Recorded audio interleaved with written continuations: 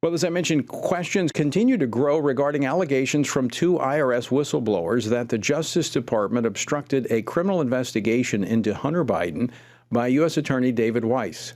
The whistleblowers told Congress that attempts by Weiss to bring charges against the president's son were blocked by U.S. attorneys appointed by President Biden. Attorney General Merrick Garland claims that Weiss's office had complete autonomy in their investigation. So who is telling the truth, and where will this investigation go from here? Joining me now to discuss this and more is Congressman Kevin Hern. He serves on the House Ways and Means Committee that is investigating this. He's also the chairman of the Republican Study Committee. He represents the 1st Congressional District of Oklahoma. Congressman Hern, welcome back to the program. Great to be with you, Tony. All right, so you serve on the House Ways and Means Committee. You've been looking into this. What questions? Well, first, walk us through this growing chorus of voices saying that the Attorney General may have perjured himself in his statements. What has brought us to this point?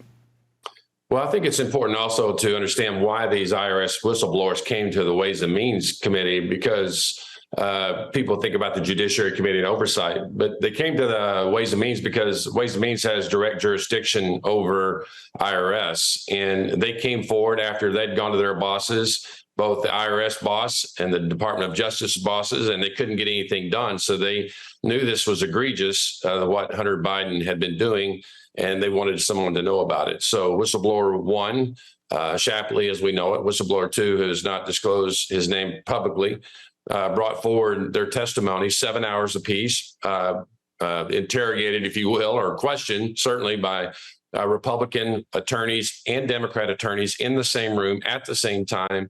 And the Democrat attorneys asked for no further witnesses, although there were potentially up to 50 other witnesses that could corroborate their stories.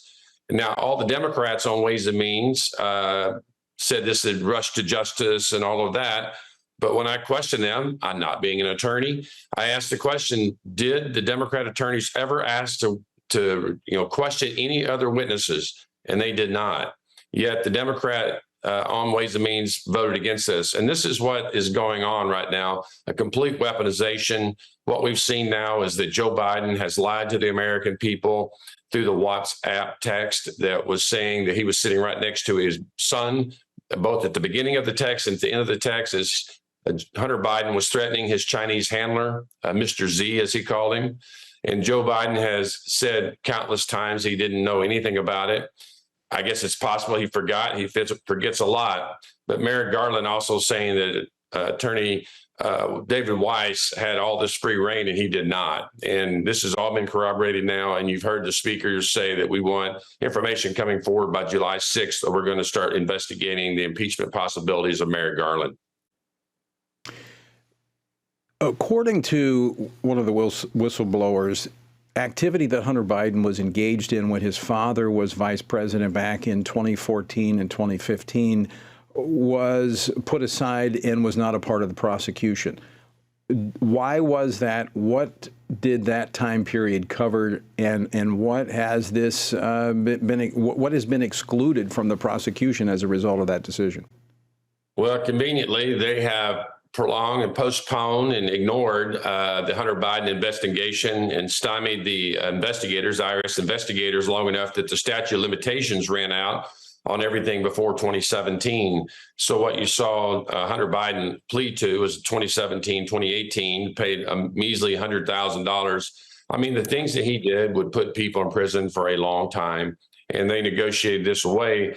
The one thing it did do, it further showed that Joe Biden couldn't continue to say that it was a witch hunt. Now that we know that Hunter Biden had received literally millions of dollars from Ukraine and from China, what the taxes are owed on were on to China. That's still within the statute of limitations. And so this gets to be very complicated, but because they came to IRS, we had to clear this through a closed door hearing. And we did that to send it to Jim Jordan and to Jamie Comer for further investigation on the judiciary side and the oversight committees.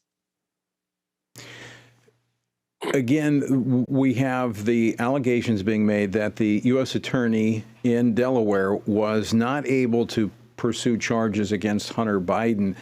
In what ways were his hands tied based upon the information that you have gained? Well, he took this to him and took it to a magistrate in D.C.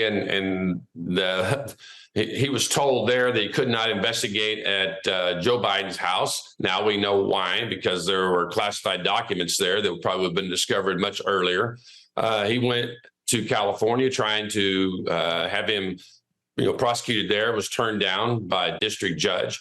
This across the country, the only place this could happen is that the Department of Justice could shut down in multiple jurisdictions the investigation and prosecution of Hunter Biden.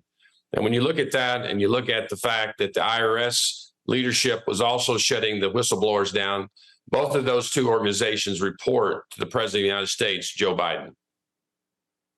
So just to be clear, so the Attorney General, the U.S. Attorney General David Weiss in Delaware, could not find a prosecutor that would prosecute based upon the evidence that he had? That's correct. And that was testified and confirmed by the IRS as they were continuing to give information, wondering why nothing was being done. And were continually being told that they were being shut down on the information. When this started getting released, the IRS leadership punished both the whistleblower 1 and 2, removed them from the cases. I think it's important to note, too, for all of your listeners, that Hunter Biden was not the initial target of this. The initial target of the investigation by the lead supervisor was on an organization that had pornography and prostitution. And they found this by a linkage of several business people, and one of them being Hunter Biden. And they, certainly found out about the laptop, did an investigation, and got a warrant to Apple for iCloud information. And on the iCloud storage, they found the WhatsApp text where it had been downloaded. And so this was not anything that could have been orchestrated. This came directly from Apple iCloud. And it said that his father was sitting next to him at the beginning of the text and warned him that he needed to come through, meaning Mr. Z in China needed to come through with what he had promised. And his dad reminding him that his dad was sitting next to him again at the end of the text.